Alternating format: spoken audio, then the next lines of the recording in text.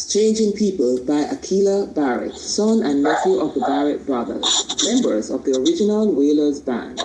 It's time for the Diaspora Junction with Donovan and Trisha. Yeah, things and times, changing people every day now. Hey, we got the strength, but no. Yes, indeed, ladies and gentlemen. Go to Jamaica. Trisha, how you doing? How you doing? Trisha, I have a special guest. How's everything? I'm good, Mr. Shortless. How are you? I'm doing well. I'm trying to grow, but nonetheless, it'll happen. Good morning, good evening, good afternoon. Hello to your listeners. And this evening, we have with us Ms Lisanne Pessoa. Hi, Lisanne. Welcome. Welcome, Hi, Lisanne. good evening, Trisha. Good evening, Donovan. How are you? I'm doing good. A long time you're not talking now. Where you hide, man? Sure. All right. So, as usual, our guest is going to introduce the Step Back Saturday topic. Lisanne is going to share with us her journeys to the country with her parents and how those conversations unfolded. Lisanne, the table is yours. Boy, Trisha, when you spoke to me today about the Step Back Saturdays, I had to really think, and the only thing that could come to my mind was every Sunday or every other Sunday, my parents would pack me and my siblings into the car and drive us to either St. Anne or to Falmouth in Trelawney to visit our grandparents. On the trip, they would point out great houses. They would point out people that they knew that had different houses. We learned about jerk pork. We learned about roast saltfish and yellow yam. They spoke about the different types of work that our grandparents did. I have one grandparent that was an overseer at the sugar factory, from sugar factory in Trelawney. My grandfather was some farm manager at Reynolds. We learned so much history on the drive to the country to visit our grandparents, and for me, it is such a blessing. It was such a blessing, and we learned so much. Today, my children are in the car. They're on their phones. They're having their AirPods. They don't know anything, and I have to be telling them, take out the AirPods. This is that. That is that. And trying to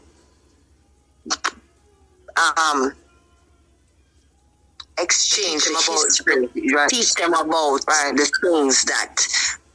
Sometimes them say, "What is road name?" And I find myself giving them the history. Studio One Boulevard is now what is the reggae icon? It's no longer Studio One Boulevard anymore. I have to be giving them all of that background, all of that history, and on those trips, our parents taught us so much about our history, about our past, and that doesn't happen today. That really, for me, that is important. That is learning about your culture, where you come from, all of those things, and those are some of the wonderful memories I have of my childhood. So that is my step back history. Wonderful, but listen, that's a question. Of all those Sunday trips, they didn't give you guys ice cream? No ice cream. You're going to eat yam. You're going to eat saltfish.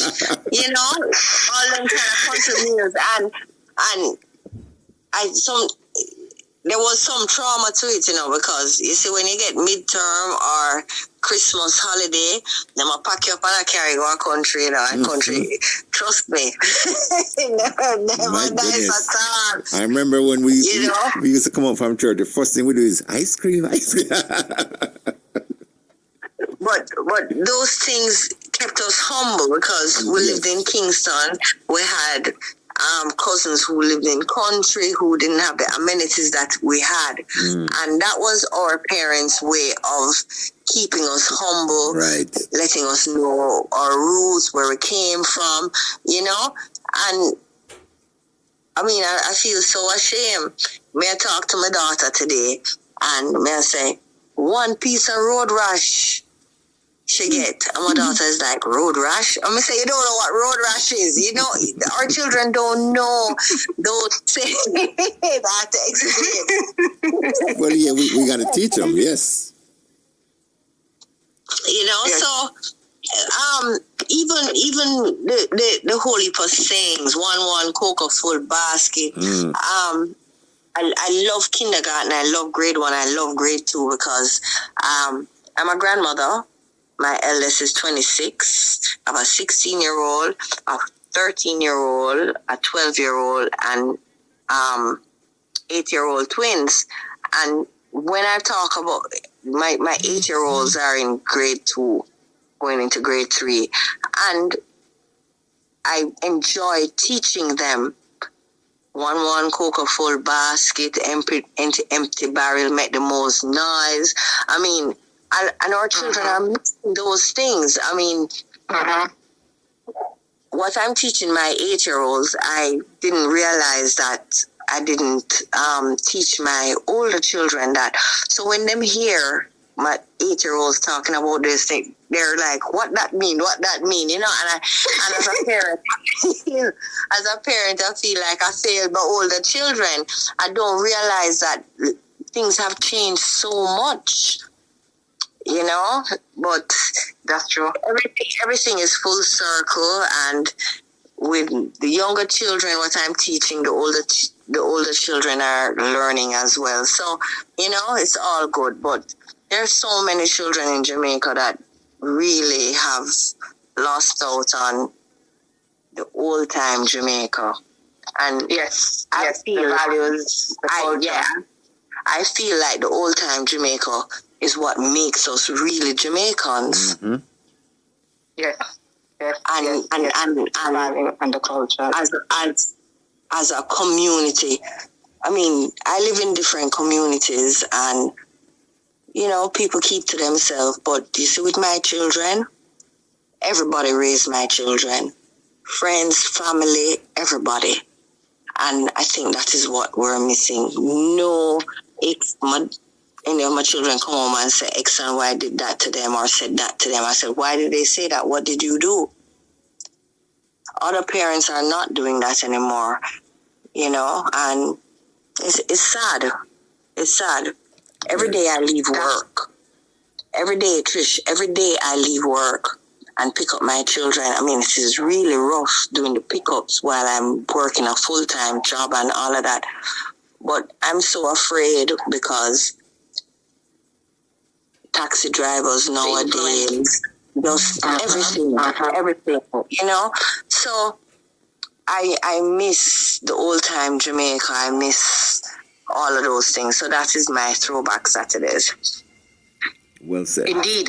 The point that we made before Donovan about consequence and the children not having consequence, and Lisanne just spoke to that. When her children will come home and say, someone said this, her response is, what did you do? What did you say? In their mind, they learn consequence for their actions. That if you do this, mommy is not going to make an excuse for you, but you're going to have to clarify what happened, why it happened, and she would address it based on, you know, what transpired.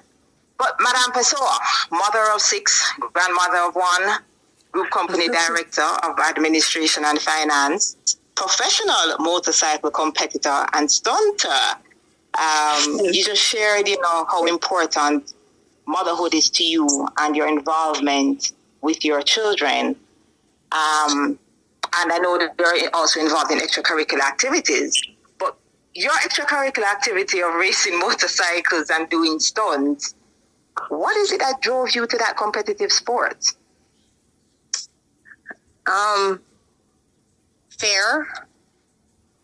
I had lost several friends early in my early years, early 20s, late teens, to motorcycles. because of the job and the position that I was in, I was put on a list to the training for motorcycles, and I was not having it. I didn't pay any attention to it. What piqued my interest was the operations manager said, "You're not coming to class. You haven't been. 2 class keep, 3 class keep. What is going on? You're on the list." And I'm like, "No, man, I'm not interested. I'm so afraid of motorcycles." And the gender barrier, or girls can't do what guys do, was really what pushed me into it.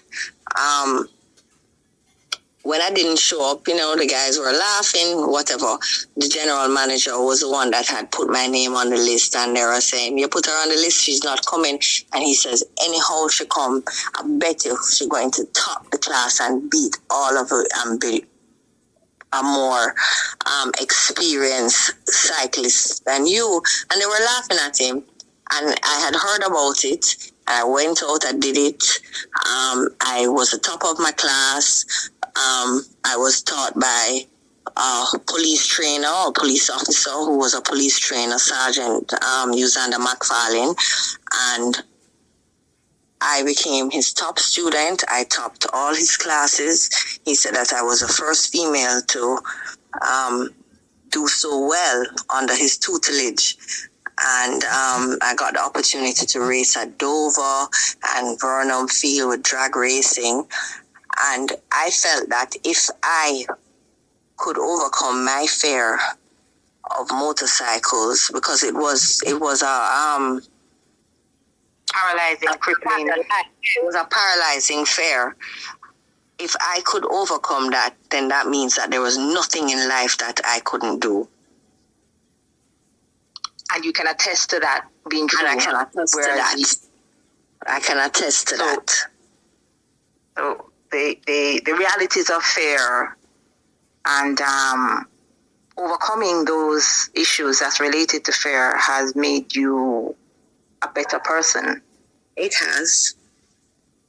It has. And you have, through that, continued to break barriers and continue to live your life as Lisanne Pessoa and not what the status quo expects. And with that, we're going to move into your capacity as a decision maker within the organization and your decisions to create employment opportunities for persons who some may see as not viable choices, but you took the chance with them, and these individuals have been beneficial to your organization.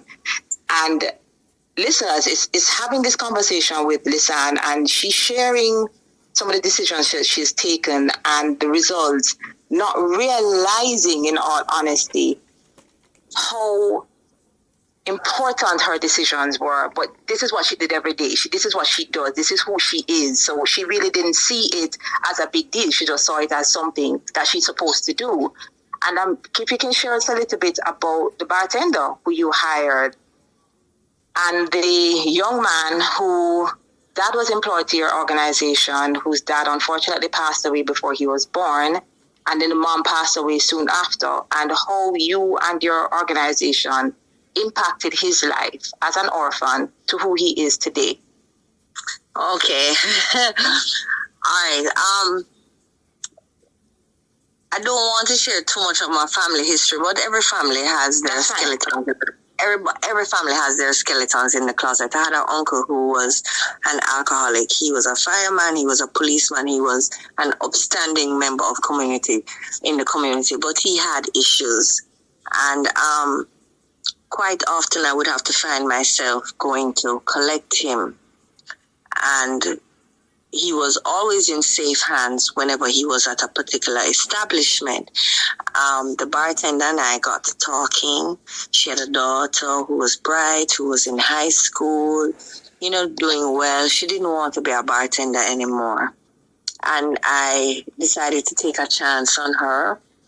And today, she is, when them talk about the cornerstone that they throw away or that saying,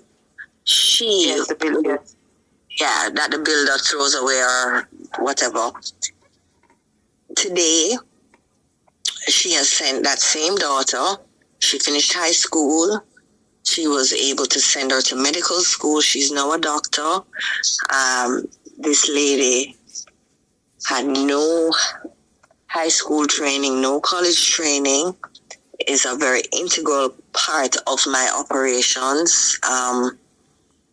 She is the liaison with in the business that I'm in.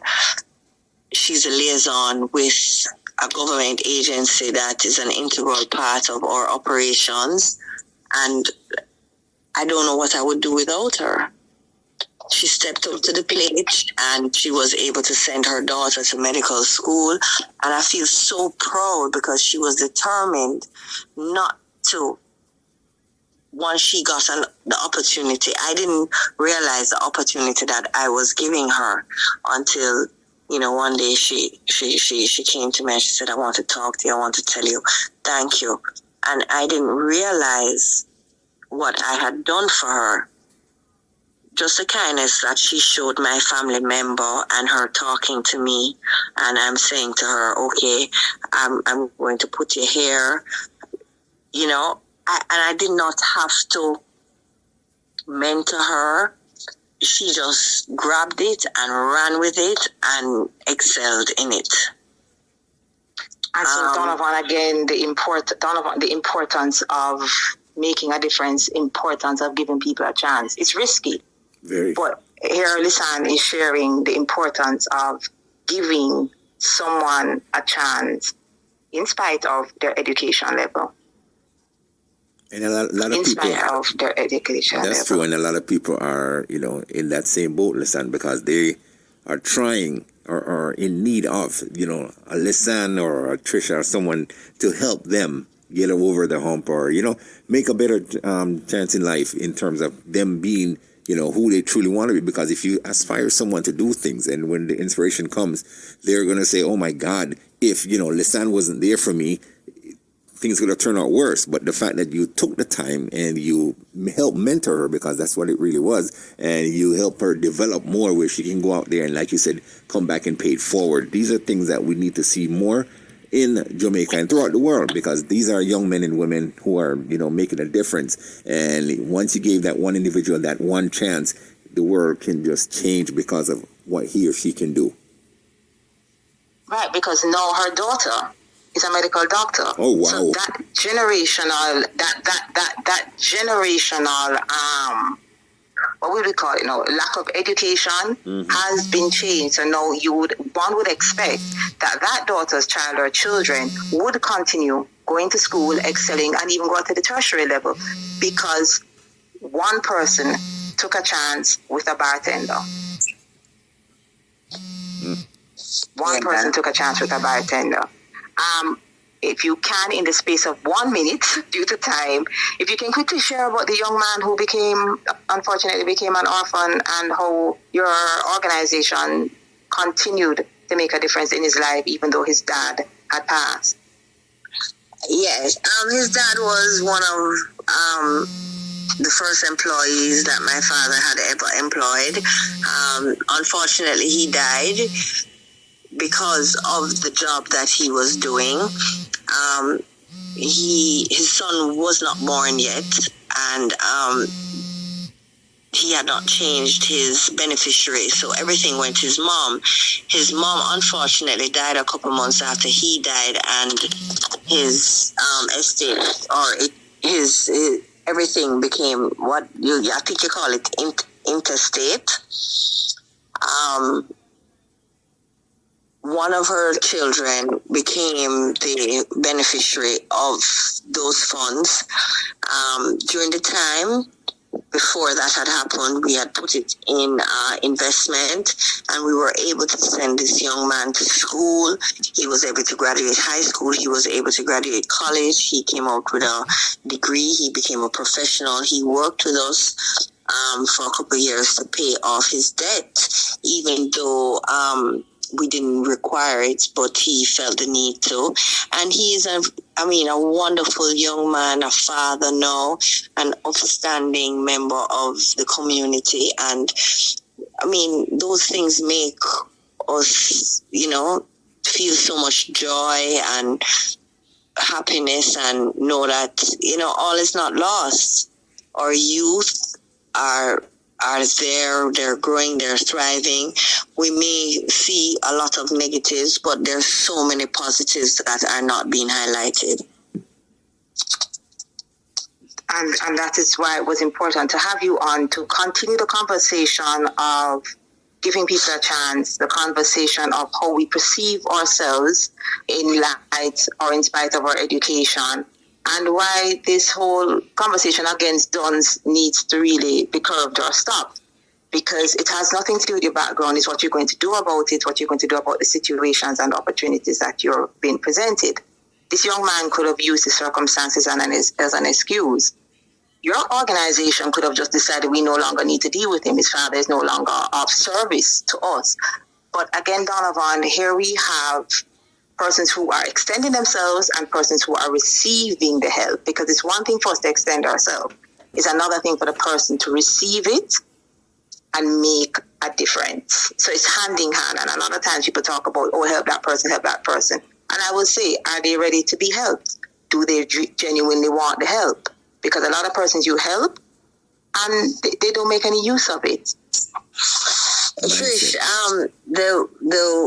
the term "dons" really means, really touches me in the wrong way, because I have children who, and I myself was diagnosed as having dyslexia. But that did not limit any of my children, and that did not limit me. Mm-hmm. So that dunce argument, to me, I really can't tolerate it. I don't understand it, and I understand your views and where you're coming from. So those things are not excuses. We just have to put one foot in front of the other and keep going. Yes. Keep going. Yeah, it's we mindset. Can't give up. Exactly. It's mindset. It's a mindset. Somebody used to ask me about my children, and I tell them from age of 2, everybody have to be out of the house. Nobody not staying home and relaxing, whether it's preschool you're going, whether it's regular school, after school activities, extra lessons. My children all have to play a part and be an upstanding member of community. If they decide to fall back from what I have taught them, their experiences, that is on them. But for me as a parent and as a mother, everybody has to be doing something and contributing something in some shape or form. That's true. And with that note, Madame Lisanne, we thank you for your contribution. We thank you for taking a stand to make a difference and continue to break barriers. And I do hope that other persons who are in a position to assist someone will take that step, even though it's rather daunting sometimes. And that whomever they reach out to is really someone who is willing to receive the help and develop themselves. Because it goes hand in hand. Mr. Longmore? That's very true. Now, listen, before you go, give us information. Where can people find your company? Where can they get a hold of you? Because, like I always tell Trisha, and she does a wonderful job with this, bring people who can make a difference, not only in Jamaica, but throughout the world. And what you're doing, yes, it's needed because it's changing the mindset. So give them wherever, social media, phone number, email, where they can get a hold of you or where they can come and, get the help that they really deserve. Okay, I was not going to really plug my company, but it's a family-owned company. We're in security. And the name of the company is Atlas Group. We're Atlas Armored, Atlas Protection, Atlas Electronics. We provide complete security for your world. You can reach us at 876-926-7931 or Atlas at atlasprotection.com. All right.